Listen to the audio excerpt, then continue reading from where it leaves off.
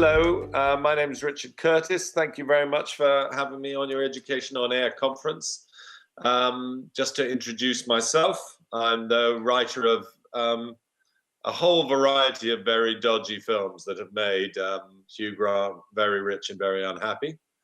My girlfriend says that my whole life is based on Hugh Grant falling in love and Mr. Bean falling over. So I want to start with an apology. The second thing, though, that I'd like to say is to praise you. I just remember how extraordinarily the kind of moral parameters of my life were set down by the people who taught me when I was young. I was enrolled by a man called Mr. Boucher into Amnesty International when I was about 13 and wrote lots and lots of letters to a chap called Juan in prison, trying to get him out of prison. That education that I had there was the thing that most profoundly made me aware of the importance of equality and justice. And there's no limit, I think, to how important teachers are in giving people a sense of perspective and what's important in the world. And in the end, I personally have decided that, when I'm not writing the sometimes bad films, I work for an organization called Comic Relief Red Nose Day, which raises money to try and fight poverty. And also I'm a campaigner for the Millennium Development Goals.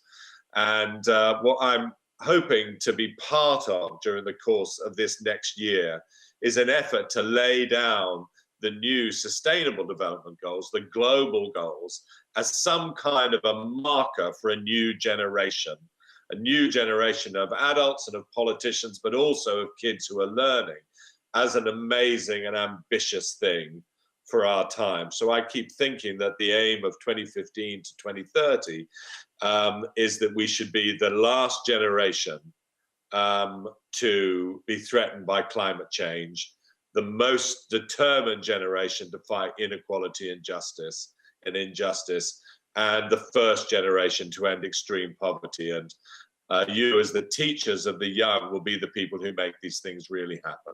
So I'm really glad to be talking to you. 2015 is an incredibly important year because of not only the climate conferences in December, but these new goals. And I kind of love the goals because I feel as though there's a really attractive thing in a plan. There are a to-do list for the planet. There's a way of, in the face of all the bad news, of all the chaos, of all the things that we hear, to actually say, look at this list. This list is a list that really could change the world. These are priorities. These are a kind of practical statement of how we can put our ideals into practice. So what I'm just working with a group of people, we're working on something called Project Everyone. We're working with the UN. We're working with the Global Poverty Project. What we're trying to do is see whether or not we can create in September what I would call as a great opening weekend for the UN's new goals. The MDGs snuck into the world and weren't really famous till about 2005.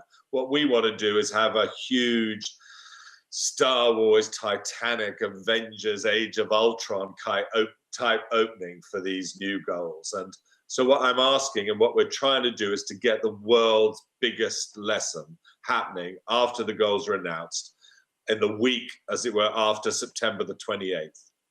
And what would be fantastic is if all teachers could think whether this isn't an opportunity to introduce this kind of practical idealism and determination to change the world quickly within a 15-year period. We're just saying on September the 28th, that week, is there anything better that we could do than come up with a plan whereby, well, we could fix the universe one planet at a time, starting with ours. So I'll promise not to write Bridget Jones 3 if you will promise to just give this a little bit of thought. Because if we make a big opening weekend, then, you know, year after year, possibly, we can come up with something, 2016, 2017, to try and hold our leaders to account and embed this as something that one generation really knows about and believes in, which is slightly more important than the next One Direction album. So thank you very much for putting up with me. I'm sure I've spoken for too long, and have a great conference.